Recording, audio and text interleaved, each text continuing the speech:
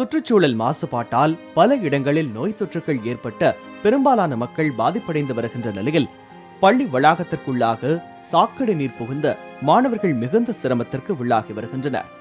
தேனி மாவட்டம் பெரியகுளம் பகுதியை ஒட்டிய தென்கரை பேரூராட்சிக்கு உட்பட்ட பகுதியில் கடந்த சில நாட்களாக நகராட்சி பகுதிகளில் இருந்து வரும் பாதாள சாக்கடை கழிவு நீர் குழாய் உடைந்து கழிவு நீர் வெளியேறி அருகில் உள்ள பள்ளிக்கூடம் மற்றும் குடியிருப்புகளில் புகுந்துள்ளதால் அப்பகுதி மக்கள் பெரும் அவதியடைந்து வருகின்றனர். துர்நாற்றம் வீசும் இந்த சாக்கடை கழிவு நீர் பள்ளிக்கு வரும் வழித்தடங்கள் எல்லாம் பரவி வளாகத்திற்குள்ளும் புகுந்துள்ளதால் தங்களால் படிப்பில் கவனம் செலுத்தவோ உணவு உட்கொள்ளவோ முடியவில்லை. கழிவுநீர் தேக்கத்தால் கடந்த 5 நாட்களுக்கு மேலாக தவித்து வரும் தங்களின் தவிப்புகளை அதிகாரிகள் கவனத்தில் கொண்டதாகவே தெரியவில்லை.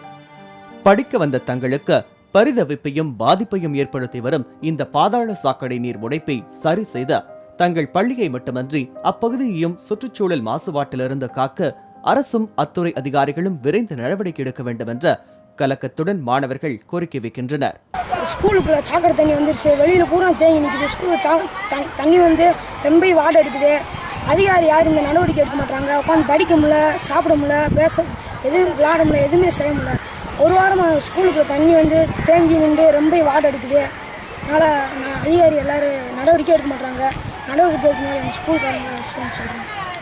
உடைந்து வெளியேறும் நகராட்சி சாக்கடை கழிவு நீரில் கொசுக்கள் பரவி பல கொடிய நோய் தொற்றுகளுக்கு வித்திட்ட மாணவர்கள் மட்டுமன்றி தங்களின் நலத்தை குலைத்துவிடும் என்பதை கவனத்தில் கொண்ட அத்துறையினர் விரைந்து உடனடி நடவடிக்கை எடுத்த கழிவுநீர் உடைப்பு குழாயை சீரமைத்த சுகாதார சீர்கேட்டிலிருந்து தங்களை காக்க வேண்டும் என்ற அப்பகுதி மக்கள் கோரிக்கை வைக்கின்றனர்.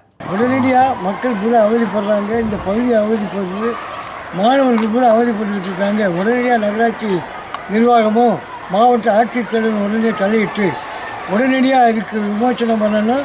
இந்த சுகாதாரத்தை பாதுகாக்கணும், குழந்தைகள் பள்ளியை பாதுகாக்கணும், பள்ளி பிள்ளைகளை பாதுகாக்கணும், அபாயத்தை தடுக்கணுங்கிறது தான் நம்முடைய முக்கியமான கோரிக்கை. சீர்கேட்டிற்கு பஞ்சமில்லை, சீர்படுத்துவதற்கு யாரும் இல்லை என்ற பல வகையில் சுகாதார சீர்கேடுகளில் சிக்கி தவித்து வருகிறோம். ஆனாலும் அவற்றை முற்றிலும் தடுக்க முடியவில்லை. சுத்தம் மட்டுமே சுகாதாரத்திற்கு வித்திடும் என்ற போதிக்கும் இடத்திலே கழிவுநீர் போன்ற தேக்கங்களால் சொதிக்கப்பட்டால் எங்கே போய் விழிப்புணர்வை ஏற்படுத்துவது?